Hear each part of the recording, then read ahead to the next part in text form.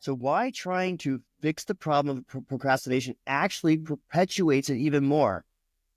In this video, we're going to talk about how to capitalize on the psychological and neurological factors that can free you from the struggle of procrastination.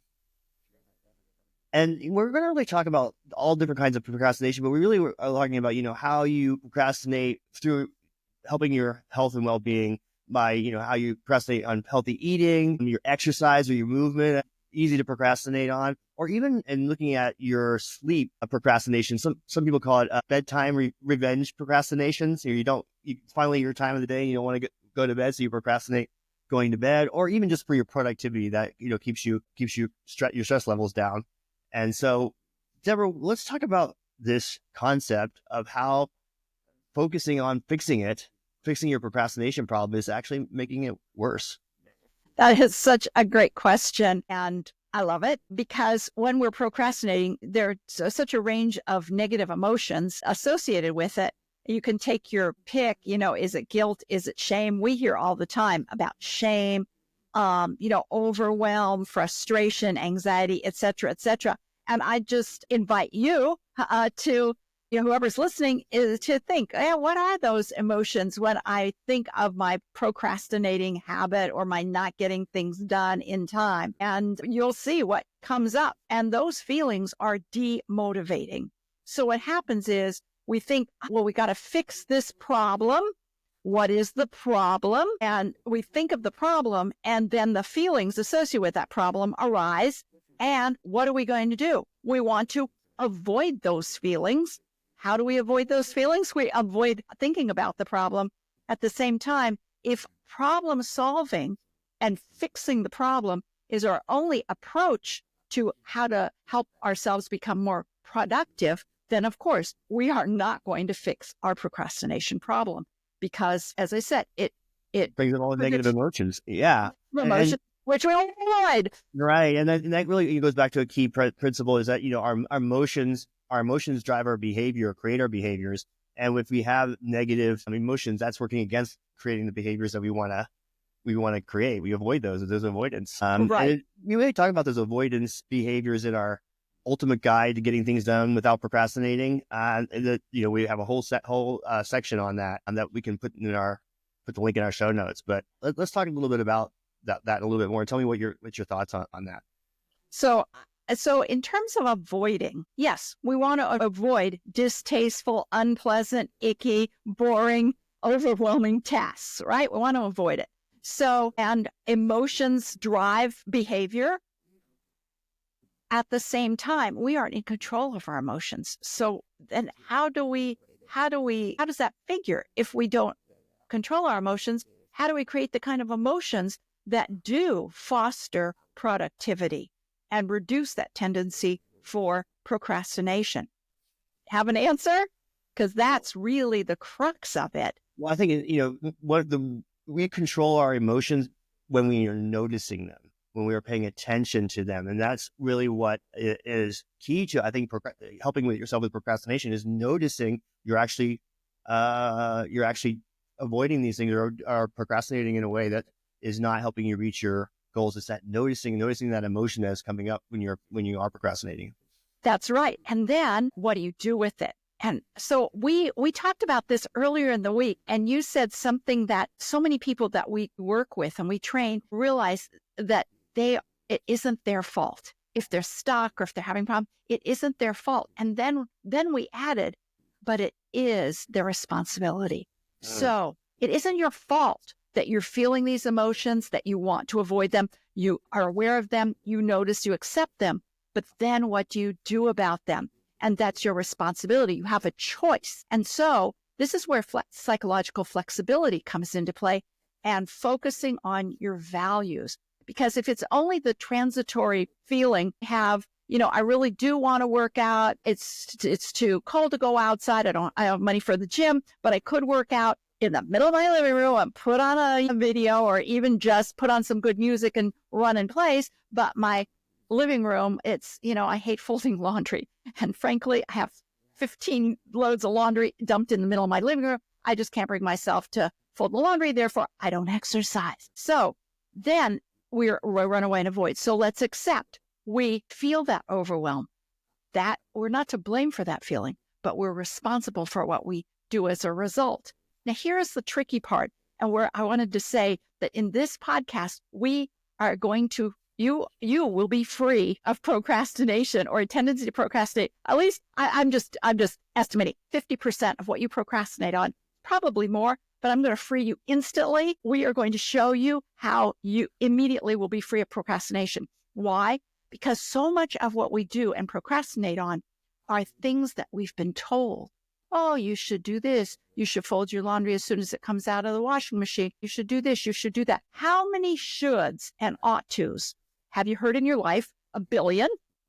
And how many do you procrastinate on? Yeah. If you made a list, all the things you procrastinate on, see how many are really aligned with what you care about, what counts in your life, and what are reflected by that. And how many of those tasks you procrastinate on are those would, you should, you ought to, you better, you must, you have to. Yes. It makes me think about when we work with our clients, how many, especially, when they're working on improving their health, and there's so much in shoulds around eating, exercise, how many hours of sleep I got to have a night. These shoulds like hold people back. They get stuck in this should area and aren't able to get over that hump because they're just so fixated on these shoulds. Right. And so take the example of, I can't exercise. I want to be healthy. I can't exercise because, that's where I pile my laundry and I should be doing it. It's just too overwhelming. So we don't do it. So when we free ourselves from the shoulds, the, musts, the have tos, then we open ourselves up to greater possibilities for change. So if I recognize and accept, I'm just dread. The reason I'm not exercising, I just dread having to do that. But how important is it to me to fold my laundry? I really don't care. I work from home, and frankly, I can wear sweats all day. So I'm just going to put it. I mean, it's not ideal. I admit it's not ideal. But if I really want to improve my health by exercising, and that's holding me up, I'm going to shove that laundry into a hamper. It'll be my clean clothes hamper versus my dirty clothes hamper. I'm going to shove it in the hamper, put it somewhere else, and I'll have a clean floor for exercising.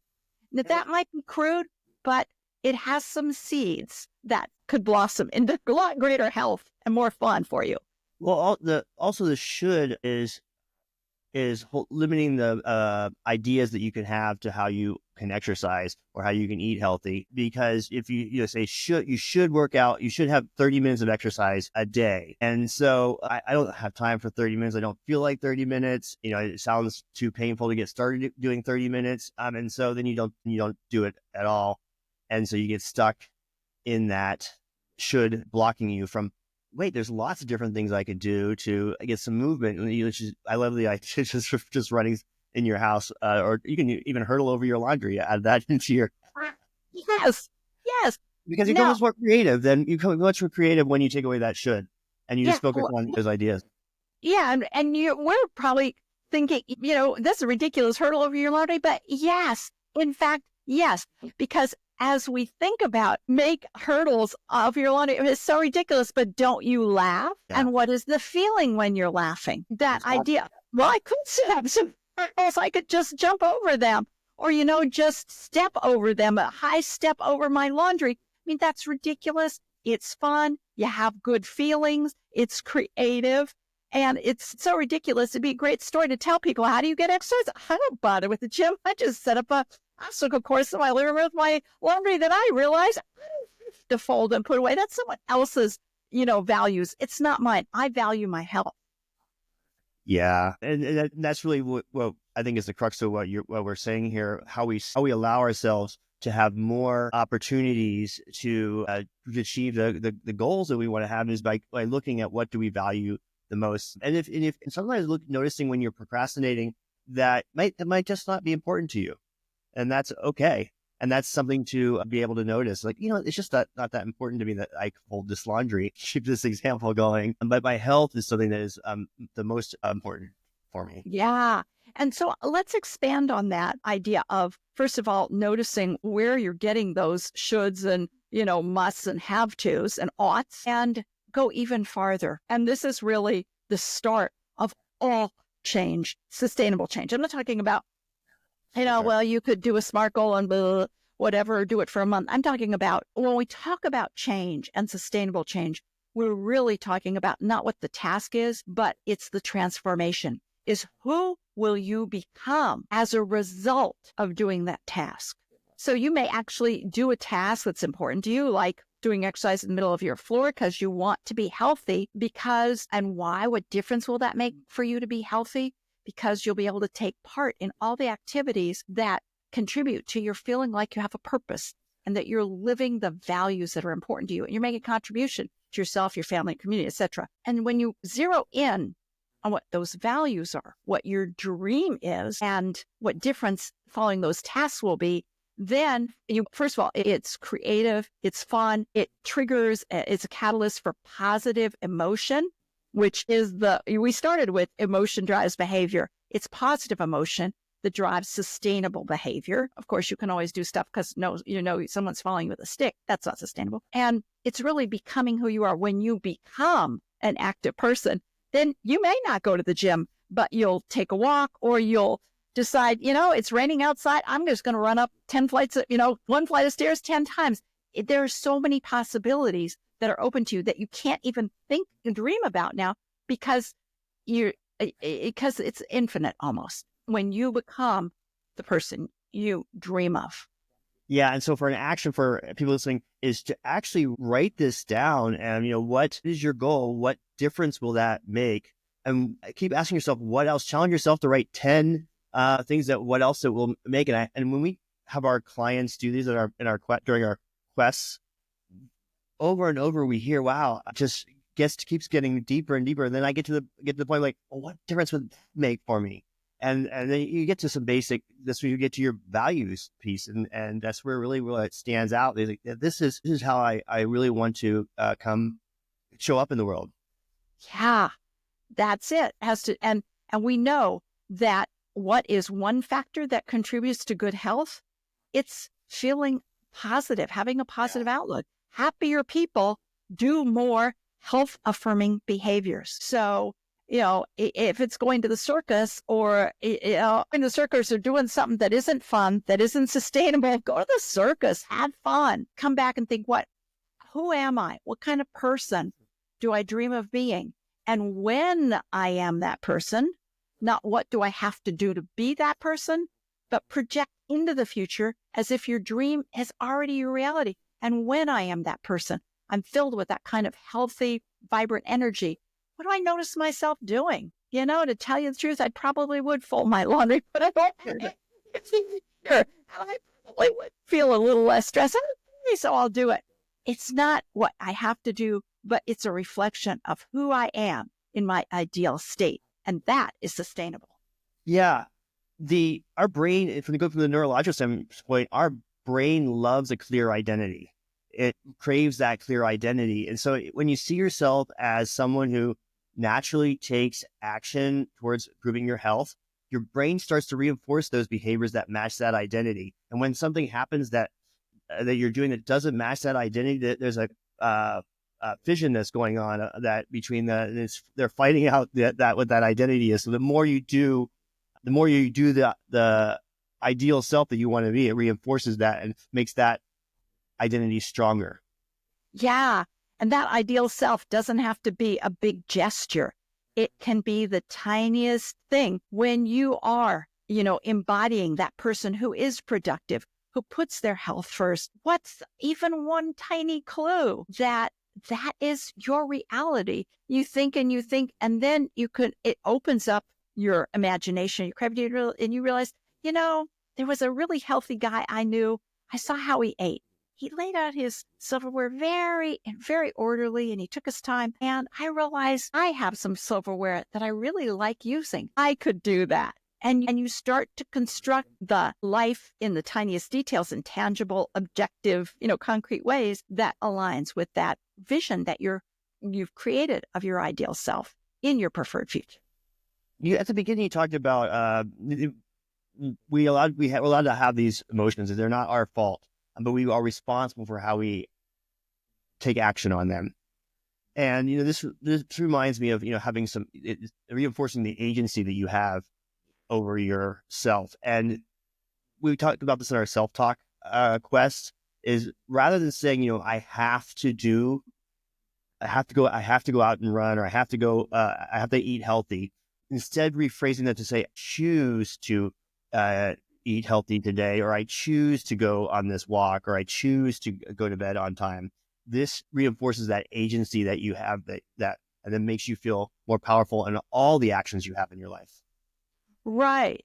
And then you said, you were saying, and then drill down, what else? What difference would it make? So you could add, using that, is I choose to X because I am, or, I choose to fold my laundry.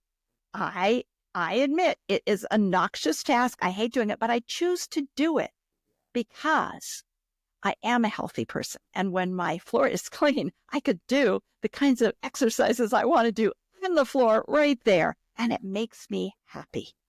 It makes me feel like I can really live that life I want. Yeah, I really had this epiphany when I was a young entrepreneur. I really did not like going into finance meetings and doing the finance. It wasn't creative, it wasn't energizing to me. And so I really had negative emotion. I avoided looking at the financial reports. But then I say, I choose to look at these financials because I know that it's going to help me have more information to have better decisions. So that way we can have a better company, better products, better employees, and make a difference in the world. So it took a bit, but the more I kept going, every time I felt that I don't want to do this, keep reinforcing that thought in my brain. I also had it too with, I think I might have told you this one, when I learning more about the benefits of eating tomatoes. I hated eating tomatoes. And so, say I choose to eat this tomato because I know that it's going to have a positive impact of help potentially reduce inflammation and cancerous items in my body. And so that way I can live longer and have a longer health span. And it took me a while again also, but every time going into that. And now I love eating tomatoes, especially those when it's the season for the heirloom tomatoes coming into play. Right. It's amazing. And, I just put parenthetically a little data point that parents ask, how do I get my kids to eat? Yeah, they don't like that. Well, what pediatricians found is that it takes about 10 to 15 exposures to a food for a kid to like them. So that goes back to, I choose to eat this, and I don't even have to like it, but I'm choosing it because the value that I live my values, I'm healthy, and I choose that. And then eventually as you did, it's like, hey, I kind of like these things. So give yourself some give yourself some space, except you might not like it. Okay. It's not going to, it's for a higher purpose. And then you'll find, I really do like these. Let me add them. Yeah. Defining what that higher purpose is and living that identity, which our brain craves that identity. And then giving yourself the agency of how you're going to respond to that. That gives you more confidence in general. And the more you do it, the easier it gets. Exactly. And we know from Piers Steele's procrastination equation, which we'll be talking about on our next quest, one factor in procrastination is expectancy. And that's part of agency. Expectancy and agency are very related. Expectancy is your anticipation of getting the results you want based on your capacity to get. If you don't believe you can do it, it's too overwhelming, it takes too much time, then you will tend to procrastinate. Building agency and that expectancy is looking at what your existing strengths, skills, and values, which we will talk about it another time, but it's also your values. What do you value and how do you express those values? And you can look at how have I expressed those values, and that builds your a recognition of the agency you already have. Well, that sounds like a fantastic place for us to wrap up. If you want to have more information about that procrastination equation, or go drill deep into anything we've been talking about, we have the ultimate guide to getting things done without procrastinating, which I mentioned earlier. We'll put the link in the show notes. And if you want to learn more about our unique solution-focused approach and book a complimentary coaching session, visit staminalab.io and sign up there. We'll also be able to send you all the information on our upcoming quest, including our procrastination quest that's coming up. And if you found this video useful, be sure to like and subscribe for more. Thank you, Dr. Teplow. Thank you. And thank you, everyone, for listening. Until next time, remember, you are your own lab, you are your own experiment, and you are your own best coach.